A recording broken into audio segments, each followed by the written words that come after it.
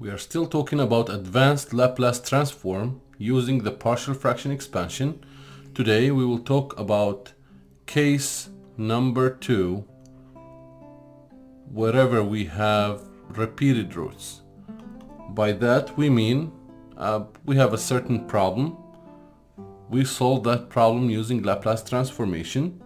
Then you get your y of s, right? As we discussed in the previous lecture, you get your y of s, all the terms of the equation or the solution in terms of s. In this case, you will get something like function f of s over function g of s. In this case, in the denominator, we have repeated roots. So we have a set of equations, one or more of them having repeated roots.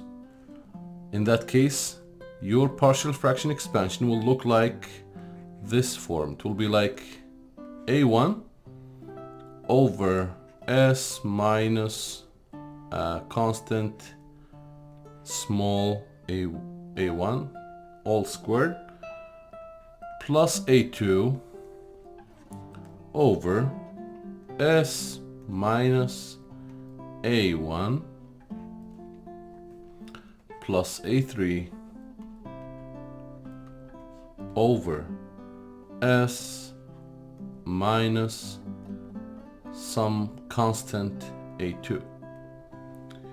Let's take an example in order to clarify how to use the advanced Laplace transformation when you are having repeated roots in the denominator of the solution in terms of s, and how you're gonna reach your final solution in terms of t. We have an example here. We have y double prime minus 4 y prime plus 4 y equals cosine t. The initial values, we have y of 0 equals 1 and y prime of 0 equals 1. Now doing the Laplace transformation for the both sides of the equation, then you will get s squared y of s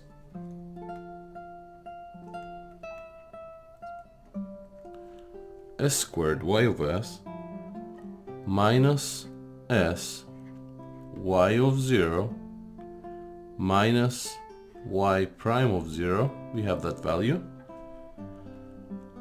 minus 4 multiplied by s multiplied by y of s minus y of 0 plus 4 multiplied by y of s equals the Laplace transformation for cosine t from the table equals s over s squared plus 1.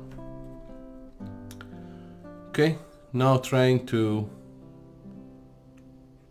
simplify the equation and compensate the initial values that we have. We have one here, have one here. Okay, doing that, you will get s minus 2 all squared multiplied by y of s equals s over s squared plus 1 minus 5 plus s. Okay, and this will give you equal to s minus 5 multiplied by s minus 5. We don't want to confuse between 5 and s, so excuse me for that, plus s cube plus s, all divided by s squared plus 1. Now, finally, your y of s equals s cubed minus 5 s squared plus 2s minus 5 divided by s minus 2 all squared multiplied by s squared plus 1. So from solving this example, we will learn about repeated roots. So this term of the denominator is giving you repeated roots case, and we have a full square in here. We will learn when we do the partial fraction, the full squared have its own way to address it in the partial fraction, and the repeated roots case, you have its own methodology to address it as well. Knowing that, we can go to trying to do the partial fraction and find our final solution in terms of t. So put the y of s solution as the left hand side of the equation.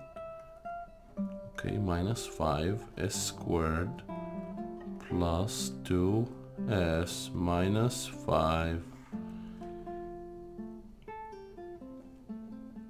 over s squared plus 1 multiplied by s minus 2 all squared. In partial fraction, this can be represented in the following form.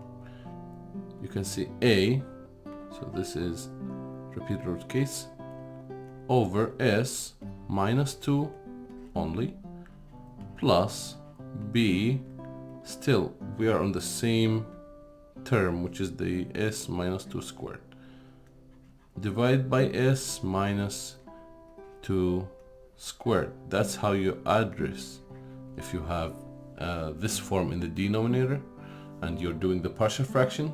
That what we call repeated roots case.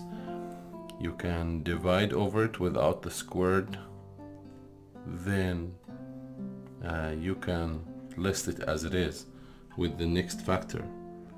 Plus we have a complete square in here. As we said, in this case you don't put only one variable, but you put the following form: variable multiplied by s plus a different variable, so cs plus d over that complete square, s squared plus 1. Now let's do the cross multiplication between all involved terms of the solution. This will give you s squared on the left hand side of the equation minus 5s squared plus 2s minus 5 equals, as you remember from the previous equation, from the previous lecture, the denominator, after you do the cross multiplication, denominators are the same, so you can equalize the numerators. So in this case you have a multiplied by s minus 2 multiplied by s squared plus 1 plus b multiplied by s squared plus 1, okay, plus cs plus d multiplied by s minus 2 all squared. Okay, if you remember, now we start to assume the values of s that satisfy the equation or make the solution easier. We can see we have s minus 2 in two terms of the equation. So if you assume your value of s to be 2, that will make your life easier. Doing the math, you will realize easily that b equals minus 13 over 5. And while s equals 1, in this case, while s equals 0, you will have 5a minus 10d equals 6. As you realize, we had two variables. We couldn't get the final value of the variables. In this case, you want to keep assuming the value of s until you get a set of equations where you can solve them with each other and find these values.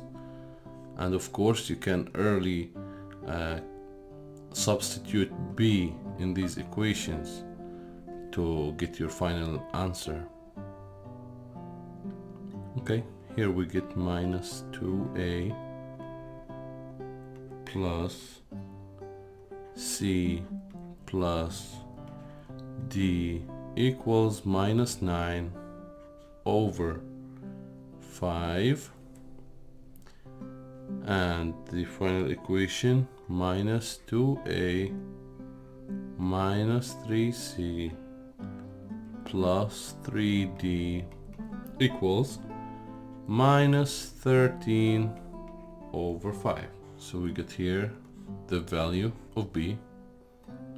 Solving those equations will give you a to equal 22 over 25, c equals 3 over 25, d equals minus 4 over 25.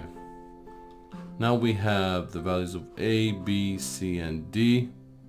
So you can go back to this form in here, compensate for a and b, c, and d, convert y of s to y of t, and you'll get the final solution. Okay, let's summarize.